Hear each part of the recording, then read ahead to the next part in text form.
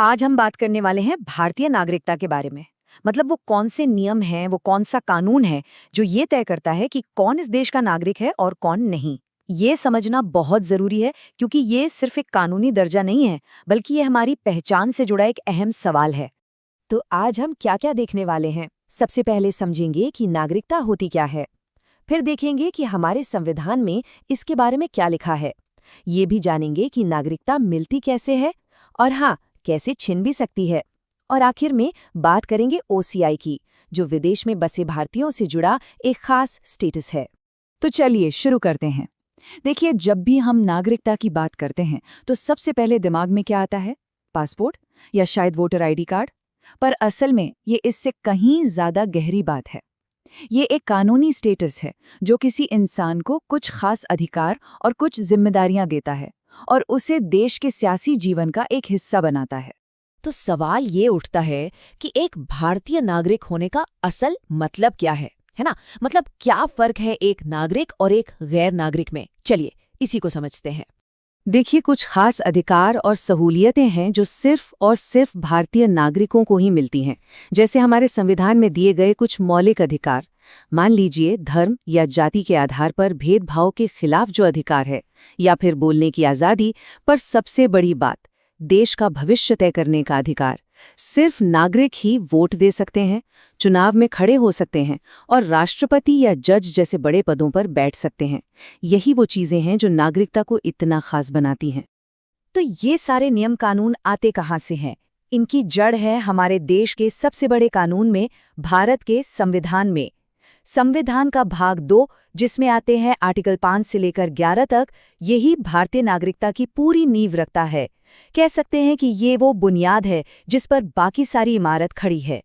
संविधान ने 1950 में जब देश बना उसके लिए तो नियम बना दिए, लेकिन हमारे संविधान बनाने वालों को ये पता था कि वक्त के साथ चीजें बदलेंगी। इसीलिए उन्होंने आर्टिकल 11 के तहत ये पावर संसद को दे दी कि वो आगे चलकर नागरिकता पर कानून बना सकें। और इसी पावर का इस्तेमाल करके संसद ने बनाया 1955 का नागरिकता अधिनियम, जो आज के समय में हमारी मेन रूल बुक है।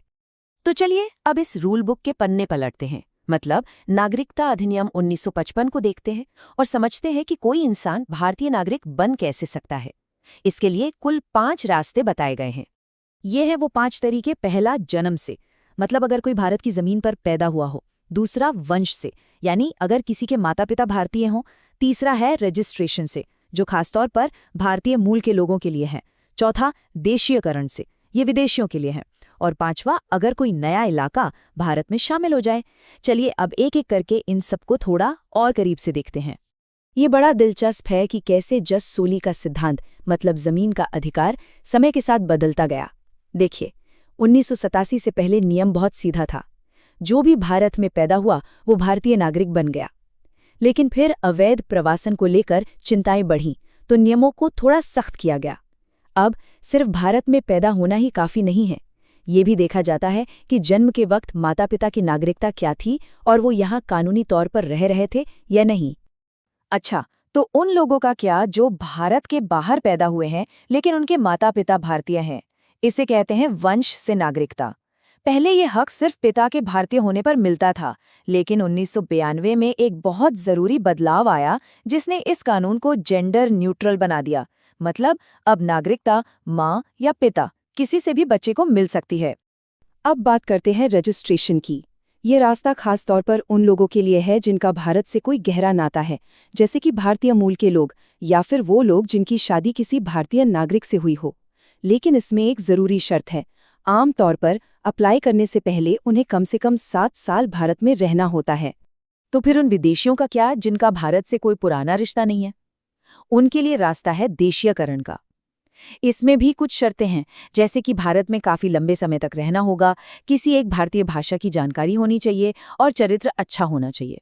और हाँ, ये जानना भी जरूरी है कि सारी शर्तें पूरी करने के बाद भी ये सरकार पर निर्भर करता है कि वो आवेदन स्वीकार करे या नहीं।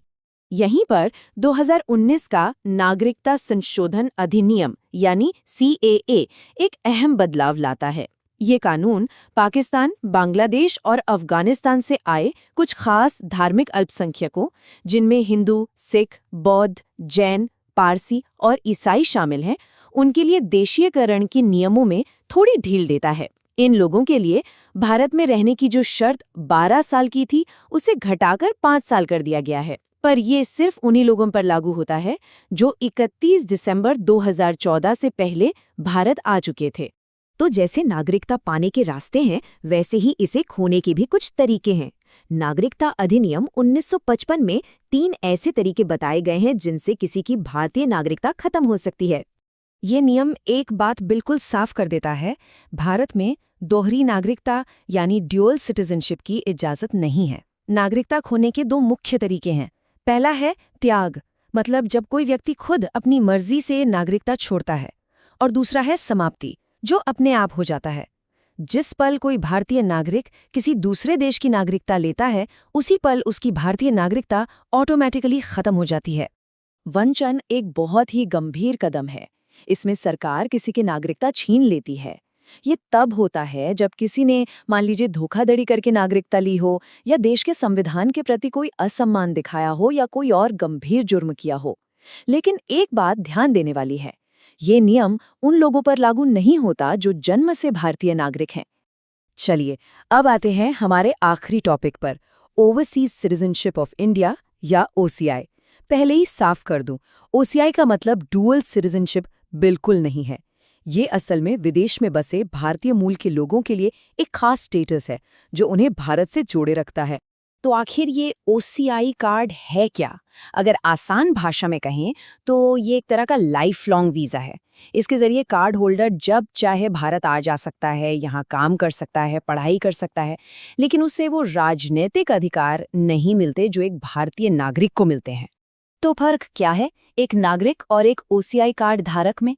फर्क बहुत बड़ा है। एक नागरिक वोट डाल सकता है, चुनाव लड़ सकता है, सरकारी पद पर बैठ सकता है। OCI कार्ड वाला ये सब कुछ नहीं कर सकता। वो भारत में खेती की जमीन भी नहीं खरीद सकता। तो सीधी सी बात है, OCI आपको भारत से आर्थिक और सामाजिक तौर पर जोड़ता है, राजनीतिक तौर पर नहीं। तो आखिर में एक सवाल पर सोचते हैं। हमने देखा कि नागरिकता के नियम कोई पत्थर की लकीर नहीं है, वो वक्त और ज़रूरत के हिसाब से बदलते रहे हैं। आज की दुनिया में जहां सब कुछ इतना कनेक्टेड है, लोग एक देश से दूसरे देश जा रहे हैं, ऐसे में ये नियम जो तय करते हैं कि कौन किसी देश का सदस्य है, भविष्य में और कैसे बदल सकते हैं, ये एक ऐसा सवाल है जो आने वाले वक्त में और भी अहम होता जाएगा। हमारे साथ जुड़ने के लिए शुक्रिया।